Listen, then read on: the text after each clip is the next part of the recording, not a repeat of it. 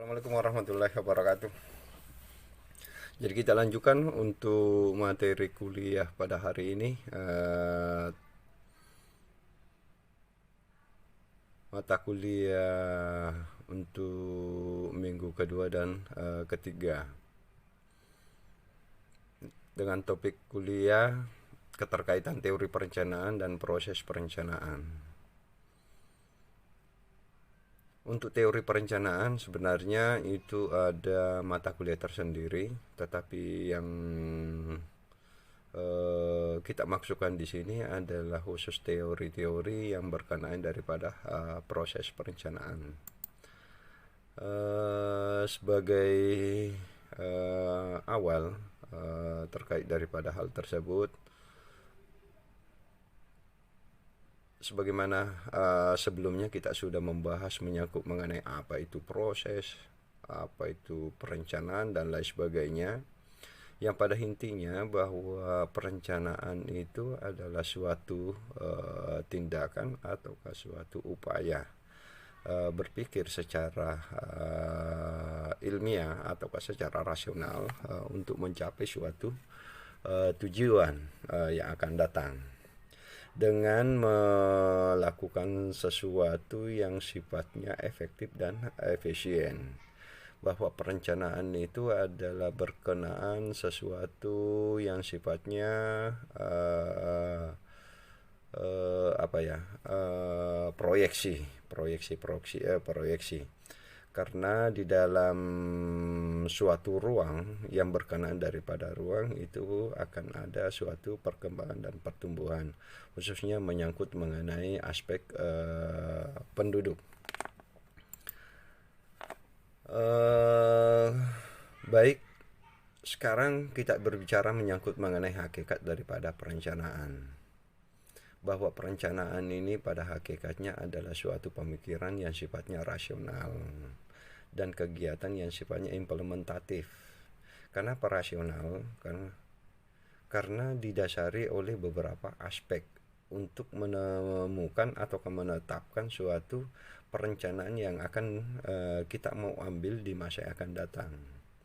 Apa yang kita ingin rencanakan? Ya tentunya hasil akhir daripada suatu perencanaan akan melahirkan suatu program, kemudian pembangunan.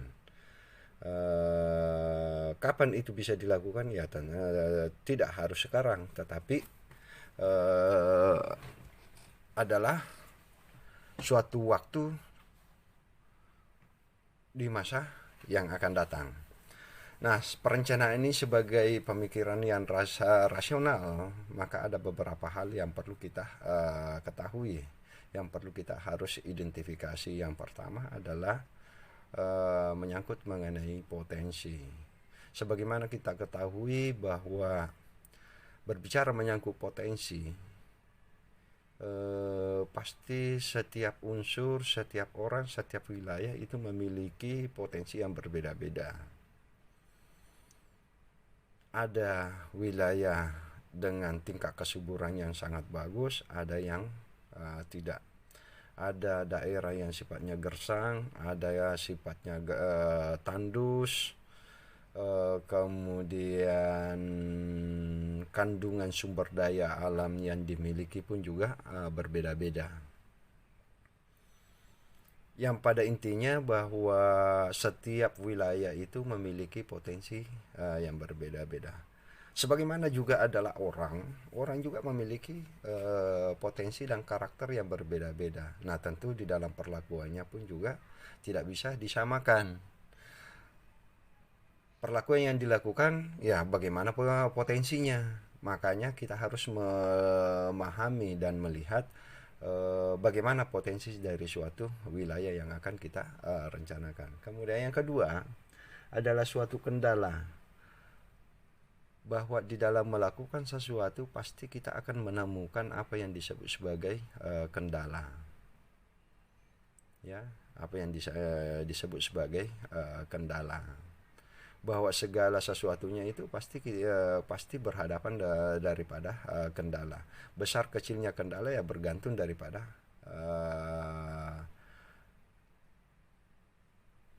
bergantung kepada suatu wilayah itu sendiri, dan apa yang kita ingin lakukan. Karena bisa jadi sesuatu yang tidak menjadi kendala itu harus akhirnya menjadi kendala kalau memang apa yang kita ingin lakukan itu tidak sesuai daripada kapasitas dan kemampuan kita untuk melakukannya, sehingga itu adalah merupakan suatu kendala. Nah, kendala-kendala inilah yang kemudian bisa juga menjadi suatu sumber inspirasi di dalam perencanaan tata ruang, sebagaimana di dalam suatu teori ataukah metode yang disebut sebagai analisis SWOT, di mana analisis SWOT ini kelemahan itu bisa dijadikan sebagai kekuatan, ancaman itu bisa dijadikan sebagai peluang. Nah, hal inilah yang perlu kita pahami, kira-kira kendala-kendala bagaimana yang memungkinkan untuk kita temukan pada saat kita akan melakukan suatu kegiatan. Kendala ini akan bisa muncul manakala perencanaan itu ada. Karena pada saat kita ingin melakukan suatu perencanaan, maka kita pun juga pasti mengidentifikasi dan bisa melihat kendala-kendala yang ada. Nah, oleh karenanya bahwa perlu kita melakukan suatu identifikasi kendala. Nah, terkait daripada pemahaman dan pengertian tadi perencanaan, bahwa perencanaan ini adalah melakukan suatu tindakan yang sifatnya efektif dan efisien. Bahwa perencanaan ini adalah tidak lain adalah bagaimana kita bisa membuat suatu alternatif dan kemudian kita menilainya dan kemudian kita pilih salah satu alternatif. Alternatif itulah ya yang sifatnya yang efektif dan efisien yang memungkinkan untuk dilakukan. Nah, kemudian yang ketiga berikutnya adalah menyangkut mengenai permasalahan, bahwa tidak ada sesuatu aspek unsur yang tidak memiliki permasalahan. Nah, kalau kita berbicara menyangkut mengenai daerah, wilayah, kawasan, area dan lain sebagainya, tetapi perlu kita sepakati dulu bahwa pada saat kita mau berbicara menyangkut mengenai wilayah, daerah, kota dan lain sebagainya, itu adalah ruang. Jadi ruang itu adalah bisa jadi adalah wilayah, kota dan lain sebagainya. Bahwa setiap daerah itu pasti akan memiliki permasalahan. Bahwa setiap wilayah itu memiliki suatu permasalahan. Secara garis besarnya bahwa permasalahan itu bisa kita identifikasi dua unsur. Yang pertama, bahwa permasalahan itu bisa datangnya secara internal, permasalahan itu pun juga bisa datangnya secara eksternal. Bagaimana yang sifatnya internal ini adalah bagaimana di dalam suatu ruang, bagaimana di dalam suatu wilayah itu sendiri.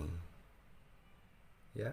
Jadi permasalahan ini bisa jadi bersumber atau berwujud seperti misalnya faktor manusia, sumber daya alam, keuangan, kesiapan, teknologi dan lain sebagainya. Bisa jadi menjadi suatu permasalahan. Begitu pula juga dengan permasalahan-permasalahan yang disebabkan atau yang dikaitkan daripada faktor luar daripada suatu wilayah itu sendiri. Karena ingat bahwa suatu wilayah tidak bisa berdiri sendiri, tentu memiliki keterkaitan dan sangat bergantung kepada wilayah-wilayah yang lainnya. Karena tidak ada sesuatu unsur pun yang bisa berdiri sendiri, pasti membutuhkan unsur lainnya di luar daripada kapasitasnya. Sehingga permasalahan-permasalahan yang sifatnya eksternal ini sangat memungkinkan untuk terjadi. Kemudian yang perlu kita identifikasi itu adalah kecenderungan perkembangan. Jadi sejak awal perlu kita pahami dan melihat kira-kira kecenderungan perkembangannya itu bagaimana, prospeknya kira-kira bagaimana. Saya ambil saja suatu analogi seperti ini. Misalnya suatu anak atau pada saat kalian menjadi anak-anak, kemudian Anda ditanya kalau besar mau menjadi apa, Nah, kalau Anda bercita-cita atau kami menjadi tentara, menjadi polisi, maka lalu yang harus kita persiapkan ataukah yang perlu dipersiapkan itu adalah bagaimana kemampuan ataukah kapasitas daripada fisik dan mental. Nah, karena memang ciri-ciri ataukah kemungkinan untuk menjadi seperti itu ada. Nah, sehingga kita sejak awal ya perlu kita lakukan. Jangan melakukan sesuatu yang sangat bertentangan daripada apa yang akan dituju ataukah yang menjadi tujuan dan sasaran di masa yang akan datang. Jadi pada prinsipnya bahwa perencanaan ini adalah suatu pemikiran rasional. Jadi kita tidak hanya bisa melakukan mengarang-arang bahwa perencanaan itu muncul karena adanya hayalan kita, adanya imajinasi kita dan lain sebagainya. Perencanaan ini didasari oleh beberapa aspek. Nah, yang secara garis besarnya itu adalah harus kita mengenali dan melihat bagaimana potensi, kendala, permasalahan, orientasi atau kecenderungan perkembangannya di masa yang akan datang. Bahwa suatu perencanaan, meskipun itu sudah kita lakukan suatu perencanaan, bahwa tidak semua perencanaan itu bisa berhasil. Ada juga perencanaan yang bisa gagal. Nah, di sini ada bisa kita lihat dua aspek. Terjadinya suatu kegagalan dari perencanaan itu sendiri. Yang pertama adalah bahwa penyusunan perencanaan itu tidak tepat. Itu mungkin disebabkan oleh yang pertama adalah informasinya kurang lengkap. Nah, dari awal telah kita sudah uraikan bahwa suatu perencanaan ini sangat ditentukan ataukah sangat bergantung kepada informasi ataukah data. Semakin banyak data yang kita ambil, maka tentu hasil perencanaan itu akan semakin bagus. Sedikit data yang kita dapat ataukah peroleh, maka pasti kita akan menemukan beberapa kesulitan di dalam perencanaan nantinya. Ya, perencanaan nantinya. Oleh karenanya bahwa perencanaan itu tidak tepat ataukah tidak sesuai, mungkin karena datanya yang kurang, datanya yang tidak lengkap, ataukah sama sekali tidak ada datanya, sehingga akan sangat sulit bagi kita untuk melakukan suatu beberapa konsep-konsep perencanaan yang berkaitan daripada tata ruang. Kemudian yang berikutnya adalah metodologinya belum dikuasai. Meskipun informasi datanya itu lengkap, tetapi kalau metodologi itu adalah cara, metodologinya kita tidak kuasai pun juga menjadi suatu faktor yang bisa menyebabkan bahwa perencanaan itu tidak tepat bisa dilakukan. Karena pemilihan metodologi ini itu ada beberapa yang berkenaan, tetapi tidak bisa digunakan ataukah bisa dilakukan secara monoton. Ya tentu harus disesuaikan daripada karakteristik daripada data dan informasi itu. Salah satu contoh misalnya melakukan suatu proyeksi jumlah penduduk. Ini kan ada beberapa metodologi yang bisa kita gunakan, yang bisa kita lakukan. Ya, jangan sampai misalnya kita monoton menggunakan regresi bunga berganda tanpa melihat bagaimana sifat dan karakteristik perkembangan jumlah penduduk itu, karena pertumbuhan jumlah penduduk itu tidak selamanya dia akan secara linear mengalami peningkatan. Bisa jadi terjadi suatu penurunan, kemudian naik, ada juga perkembangan tetapi sifatnya fluktuasi. Ya, maka tentunya kita harus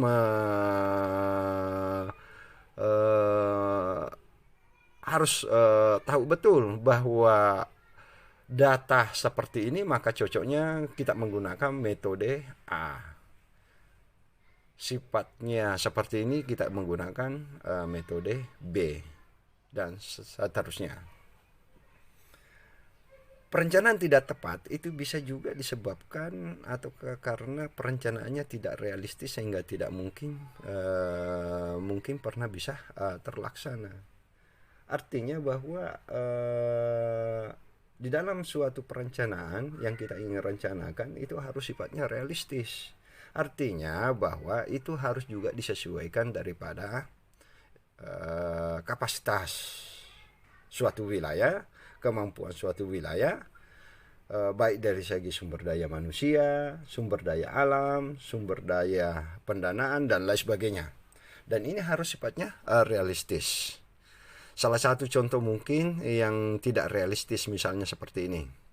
Kalau saya sebagai PNS dengan golongan 3B, dengan gaji setiap bulannya katakanlah 3 juta per bulan, kemudian saya ingin merencanakan, ingin memiliki suatu rumah seperti istana, mobil mewah dan lain sebagainya, ya sampai kapanpun tidak bakalan bisa terwujud, kecuali kalau saya mungkin bisa mendapatkan suatu warisan, ya, warisan.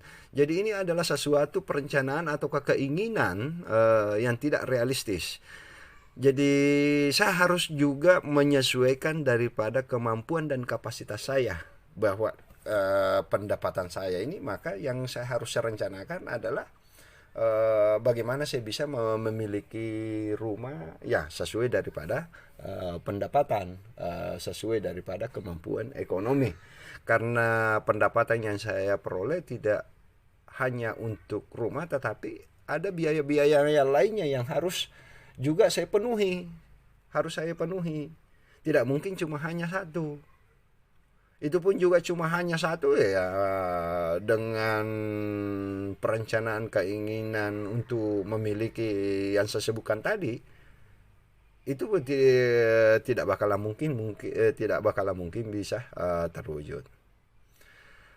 Kemudian perencanaan ini tidak tepat itu bisa juga disebabkan pengaruh politis terlalu besar sehingga pertimbangan-pertimbangan teknis perencanaan itu diabaikan.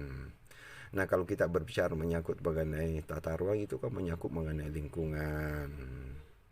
Nah, coba kita lihat sekarang ini dengan adanya Omnibus Law CK, yang salah satu entry point-nya yaitu bagaimana izin lingkungan itu sudah tidak kegiatan kajian AMDAL itu sudah tidak ini lagi. Padahal AMDAL ini adalah suatu garda terdepan terkait daripada kerusakan lingkungan, kaitannya dengan hal-hal yang berkenaan daripada investasi atau kegiatan atau eksploitasi. Nah, kalau ini misalnya tidak ada lagi atau kata sesuatu yang tidak penting harus ada.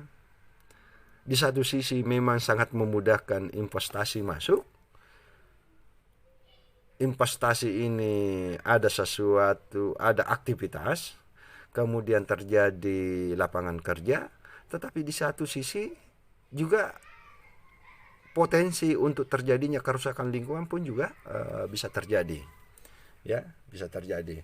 Nah, oleh karenanya aspek-aspek seperti inilah yang bisa menyebabkan bahwa perencanaan itu penyusunan perencanaan itu menjadi tidak tepat.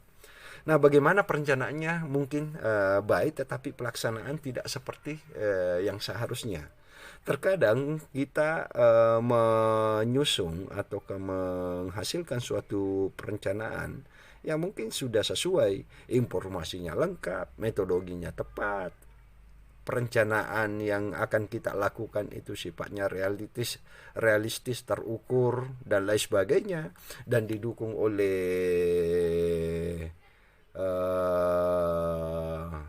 aspek politis. Tetapi terkadang pada saat perencanaan itu ada dan pelaksanaannya tidak sesuai dari peraturannya juga bisa menyebabkan perencanaan itu menjadi gagal. Nah, ini ada banyak kasus-kasus seperti ini, terutama yang mungkin bisa kita lihat pada daerah perkotaan. Kita lihat dulu apa yang terkait daripada perencanaan yang baik tetapi pelaksanaan tidak seperti yang seharusnya. Yang pertama adalah tidak berkaitnya perencanaan dengan pelaksanaan. Contoh misalnya bahwa di dalam suatu perencanaan tata ruang, katakanlah pola ruang, tata guna lahan, kita sudah menetapkan bahwa daerah ini itu adalah warnanya warna kuning. Kalau warna kuning itu kan permukiman kalau di tata ruang. Tetapi di dalam pelaksanaannya, kenyataannya karena adanya desakan, adanya permintaan yang cukup besar, sangat banyak untuk terjadinya pemanfaatan lahan itu, tetapi tidak sesuai daripada warnanya. Yang tadinya itu adalah kawasan perumahan itu dijadikan sebagai kawasan perdagangan misalnya. Yang tadinya adalah ruko kemudian dijadikan sebagai katakanlah hotel dan lain sebagainya. Nah, ini tentu akan melahirkan beberapa permasalahan-permasalahan di kemudian hari, yang pada intinya bahwa sebagus apapun perencanaan itu, tetapi kalau itu tidak dilakukan secara konsisten, maka tentu juga akan melahirkan suatu permasalahan ya pada aspek tata ruang. Kemudian yang kedua, aparat pelaksana tidak siap ataukah kompeten. Nah, sebagaimana kita ketahui bahwa ini kan menyangkut mengenai sumber daya manusia. Sumber daya manusia. Ada berapa dan seberapa besar kapasitas misalnya aparat di instansi-instansi yang terkait daripada tata ruang yang memiliki kompeten terhadap bidangnya, bidang tata ruang, ya, bidang tata ruang. Nah, tentu ini juga harus kita lihat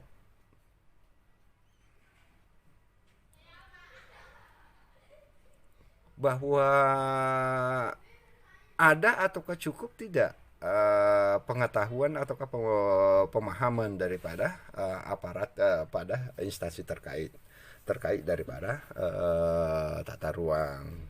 Ya, tentunya ini perlu kita pahami dan lihat bagaimana latar belakang pendidikan dan kemampuannya untuk mengikuti atau mengembangkan diri, hal-hal yang berkenaan daripada aspek tata ruang. Dan ada juga kita punya tradisi di manapun itu, tidak hanya di pemerintahan, yaitu adalah dengan adanya mutasi, kemudian pergeseran, pembaharuan staf aparat, yang lama dipindahkan kemudian masuklah yang baru. Ya, baguslah kalau misalnya yang baru itu juga memiliki kapasitas yang sama dari seseorang yang digantikan. Kemudian yang ketiga adalah masyarakat tidak punya kesempatan berpartisipasi sehingga tidak mendukungnya. Nah, sebagaimana kita ketahui di Indonesia ini terkadang yang muncul di pemahaman pemikiran masyarakat bahwa segala sesuatu yang dilakukan oleh pemerintah itu adalah proyek. Nah, karena ini pemikiran ada dan dimiliki oleh masyarakat, sehingga masyarakat pun juga tidak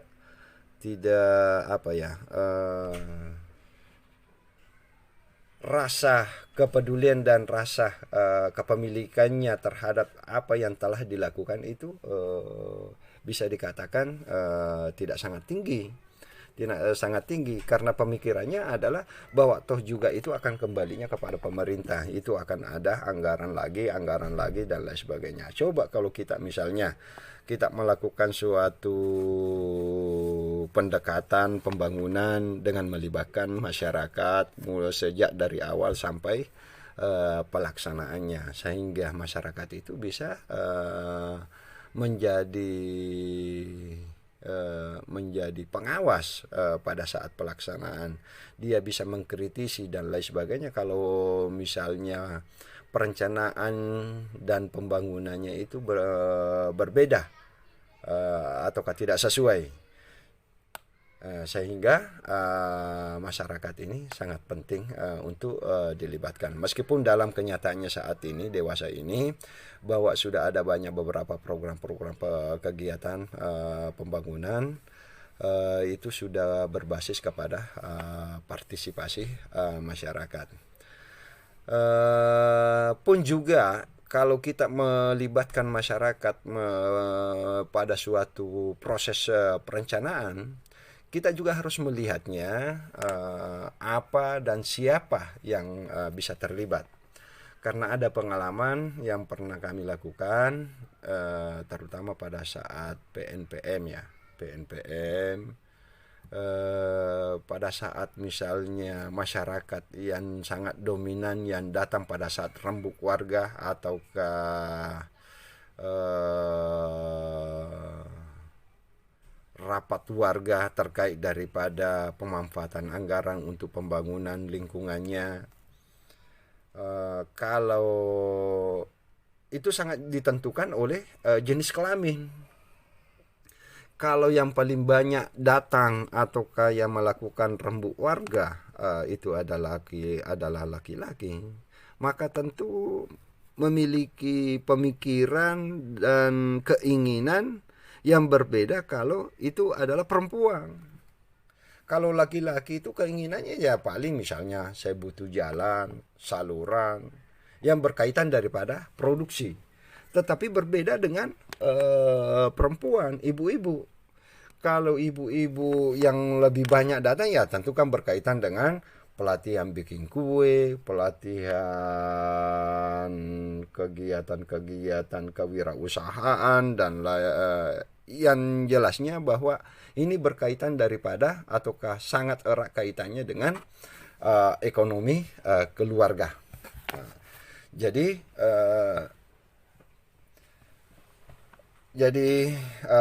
perencanaan yang mungkin bisa dikatakan baik, tetapi kalau itu tidak dilaksanakan sesuai daripada apa yang seharusnya, maka pun juga bisa menghasilkan suatu perencanaan yang gagal untuk terwujud.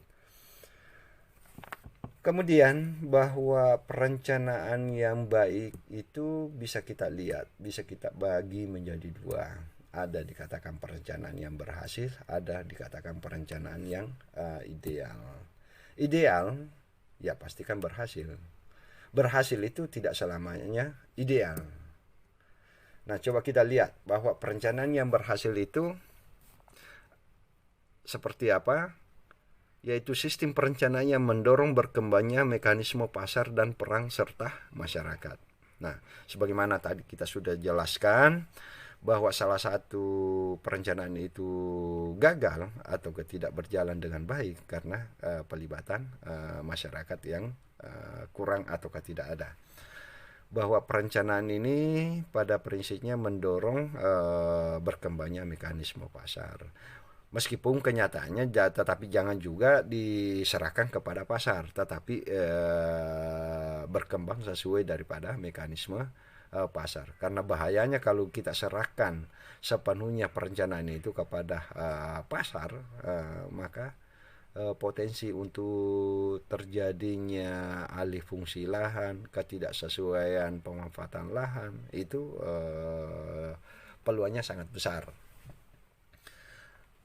Perencanaan yang berhasil itu adalah suatu perencanaan yang dilakukan dengan menentukan sasaran-sasaran secara garis besar baik di bidang sosial maupun ekonomi, dan pelaku utamanya adalah masyarakat dan swasta. Bahwa perencanaan ini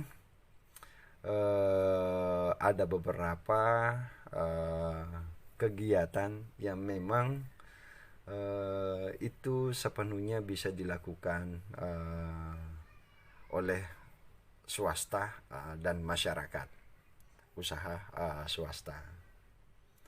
Jangan perencanaan itu orientasi bobotnya lebih banyak kepada pemerintah. Karena pemerintah itu kan memiliki keterbatasan untuk mempercepat daripada pembangunan. Tetapi fasilitasi yang bisa dilakukan oleh pemerintah itu adalah dukungan dan fasilitasi. Nah, contoh misalnya dengan memberikan fasilitasi kepada usaha swasta, katakanlah pengembangan perumahan dan permukiman. Coba kalau misalnya tidak ada swasta atau pada developer, mungkin kebutuhan akan rumah itu sangat gapnya sangat besar. Karena kapasitas untuk pemerintah untuk membangun hal tersebut itu sangat terbatas, bukan berarti tidak bisa. Itu memiliki keterbatasan. Kenapa memiliki keterbatasan? Karena pemerintah ini tidak hanya mencakup atau melingkupi satu sektor, tetapi ini multi sektor. Nah, begitu pula juga dengan keberadaan masyarakat. Nah, bagaimana sih perencanaan yang ideal ini? Yaitu suatu perencanaan dengan prinsip partisipatif, di mana masyarakat yang akan memperoleh manfaat dari perencanaan harus turut serta dalam prosesnya. Nah, jadi masyarakat yang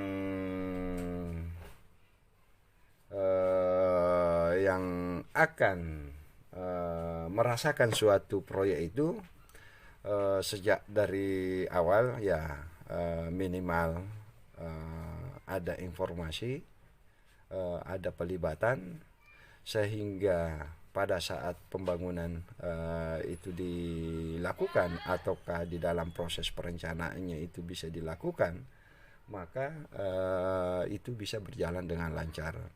Karena prinsipnya seperti ini, bahwa pada saat perencanaan ini kan baru kita melakukan identifikasi.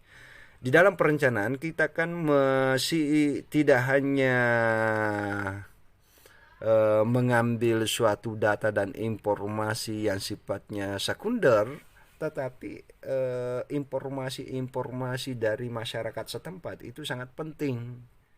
Ya, tentunya untuk mendapatkan informasi dari masyarakat itu ya melalui dengan pelibatan masyarakat setempat.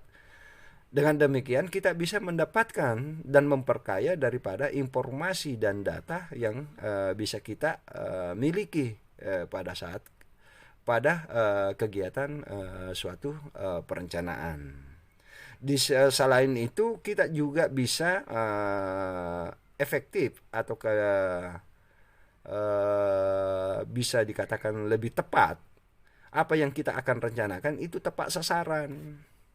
Jangan sampai kebutuhan masyarakat A, keinginan kita itu adalah B. Bisa jadi kalau saya misalnya dikasih sapi, barangkali saya justru pusing. Karena kenapa? Sesuai daripada kemampuan kapasitas saya cuma hanya memiliki kandang kambing. Padahal kalau dilihat daripada besaran dan nilainya itu jauh lebih mahal sapi. Tetapi begitu saya dikasih sapi, mungkin saya tidak bisa mengembangkan karena itu tidak sesuai. Jangan masyarakat kebutuhannya adalah kambing, tetapi kita berikan sapi, maka pasti akan perencanaan itu bisa menjadi gagal. Jadi idealnya adalah bagaimana kita bisa melibatkan masyarakat di dalam setiap proses perencanaan. Kemudian berikutnya adalah prinsip kesinambungan, bahwa perencanaan ini tidak hanya berhenti pada satu tahap, bahwa pembangunan ini akan terus menerus, jadi tidak berhenti pada satu masa atau pada satu periode. Hanya saja sebagaimana di dalam undang-undang terkait daripada perencanaan tata ruang, bahwa perencanaan tata ruang itu horizon waktu perencanaannya itu ada 20 tahun dan itu dibagi menjadi 3. Ada jangka pendek, jangka menengah, dan jangka panjang. Apa yang bisa dilakukan, apa target yang bisa dicapai pada jangka pendek, jangka menengah, dan jangka panjang. Dan rencana tata ruang, karena sifat horizon waktunya adalah 20 tahun, pun juga dikatakan bahwa setiap 5 tahun sekali itu bisa kita lakukan evaluasi. Artinya evaluasi, kita akan melakukan suatu penilaian sejauh mana capaian yang telah kita lakukan, dan sejauh mana dan apa saja permasalahan-permasalahan atau ketidaksesuaian yang terjadi selama perencanaan itu ada. Kemudian prinsip holistik, yaitu harus dilihat dari berbagai aspek dan dalam keutuhan konsep secara keseluruhan, bahwa perencanaan ini tidak hanya berfokus kepada satu aspek, tetapi itu harus melihatnya secara menyeluruh. Karena dalam satu unsur yang akan kita wujudkan itu memiliki keterkaitan daripada unsur-unsur lainnya. Jadi kita harus melihatnya secara keseluruhan. Ya, jadi sama halnya misalnya bahwa dokumen perencanaan tata ruang itu tidak hanya menjadi kewenangan Bapeda atau ke Dinas Tata Ruang atau ke PUTR, tetapi dokumen perencanaan tata ruang wilayah ini juga sangat erat kaitannya atau sangat diperlukan pada sektor-sektor lainnya, entah itu pariwisata, industri, perdagangan, pendapatan, dan lain sebagainya. Kesemuanya ini memerlukan dokumen perencanaan tata ruang. Kemudian mengandung sistem yang dapat berkembang. Jadi apa yang direncanakan diharapkan bahwa itu akan memiliki peluang atau potensi untuk lebih maju dan berkembang. Jadi kita tidak hanya bahwa perencanaan atau pembangunan itu tidak hanya menyediakan dari sesuatu yang tidak ada kemudian menjadi ada, tetapi bagaimana sesuatu yang direncanakan dan dibangun ini itu bisa berkembang. Jadi kalau dalam sektor transportasi ada namanya sarana transportasi perintis. Karena suatu jalur tertentu belum berkembang, belum ada, maka pemerintah dengan intervensinya melakukan suatu keperintisan, baik itu penyediaan sarana dan prasarana ataukah melalui subsidi pembiayaan, dengan harapan bahwa dengan keperintisan ini adalah menjadi suatu cikal bakal ke depan di masa yang akan datang, sehingga apa yang dilakukan, apa yang dioperasikan tersebut itu bisa berkembang. Jadi kalau sudah ada yang memulai, lambat laun ini akan berkembang, maka dengan sendirinya masyarakat atau swasta akan pun juga terlibat di dalamnya. Nah, pada saat kondisi tersebut, maka peran atau intervensi daripada pemerintah dalam hal keperintisan ini tadi itu bisa dicabut lagi, sehingga betul-betul kegiatan itu sudah full dilakukan oleh masyarakat ataukah swasta. Nah, inilah yang kemudian disebut sebagai sesuatu yang bisa berkembang. Kemudian bahwa perencanaan yang ideal ini adalah suatu perencanaan yang sifatnya terbuka dan demokratis. Nah, di dalam undang-undang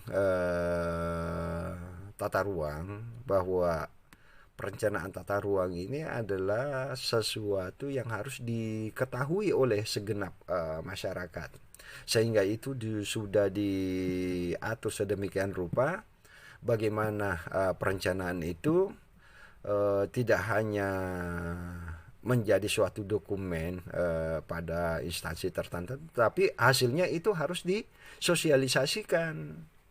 Jadi mulai daripada proses perencanaannya sampai kepada penetapan daripada perencanaan itu sendiri. Maka itulah dibuat baik berupa pamflet, berupa baliho atau dan lain sebagainya. Dan itu harus dilihat dan mudah diakses oleh masyarakat. Jadi ada beberapa banyak kemungkinan-kemungkinan yang bisa kita hindari ataukah kita antisipasi dengan melakukan hal demikian.